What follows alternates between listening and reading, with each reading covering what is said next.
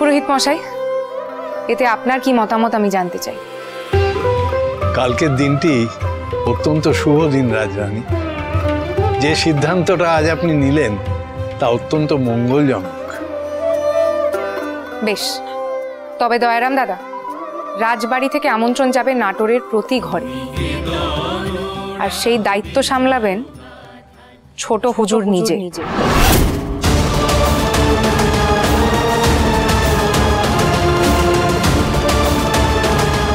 অসম্ভব, আমি এই ধরনের কোনো অরাজকতার মধ্যে নেই। থাকতে হবে, ধরে নিন এ আমার আদেশ। কি বললে তুমি? বাবা মশাই তোমার গুরুজন, আর তুমি তাকে আদেশ করছো? বয়সে ছোট হয়ে আদেশ করার দোষে আমি ক্ষমা প্রার্থী।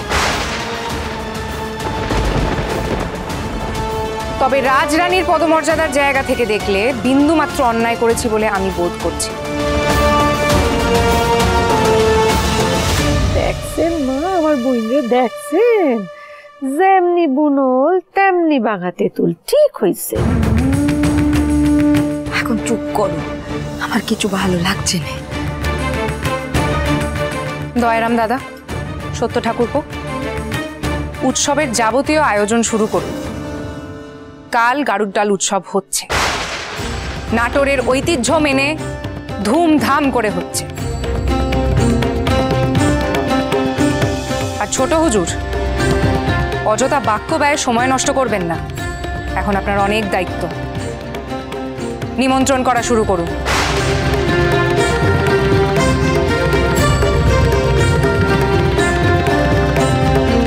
আর কি করবো, খাড়ায় খাড়ায় চল ভেতরে, চল চল চল।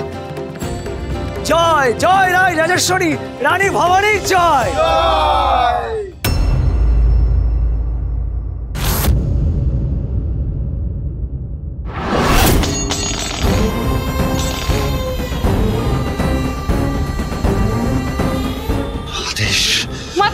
আদেশ দিচ্ছে দাও।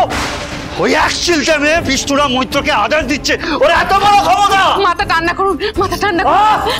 শান্তন, কি হয়েছে, কি হয়েছে বাবা রে বাবা, এইসব কি করছো? ও বিষ্ণু, ও বিষ্ণু, তুমি এত রাগ করছো কেন? না না না পিসিমা, আমি আর ঠান্ডা হতে পারছি না, আমি শান্ত হতে পারছি না। আমার শরীরে আগুন বইছে। হ্যাঁ, আমার সহ্যের সীমা ছাড়িয়ে গেছে। ওই এক চিলতে মেয়ে ভবানী, ও আমাকে ক্ষমতার জোর দেখাচ্ছে। শান্ত, আজকেই ওকে শেষ করবো আমি, তলোয়ারের এক কোপে শেষ করবো।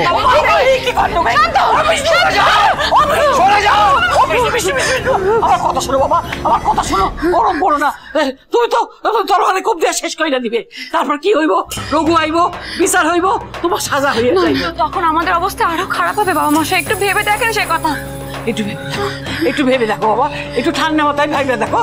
ওই কইছে কি যে তার থেকে আগে যা ভাইবা ছিলে, হ্যাঁ, ওই যে চরিত্রের দিকে আঙুল তুলবা ভাইবা ছিলে না, ওই চরিত্রের দিকে আঙুল তুললেই কিন্তু ওই একেবারে ধৈর্যা যাইব। রাজ রাজেশ্বরী রানী ভবানী প্রতিদিন রাত 8:30টায় স্টার জলসায় ও জিও হটস্টারে।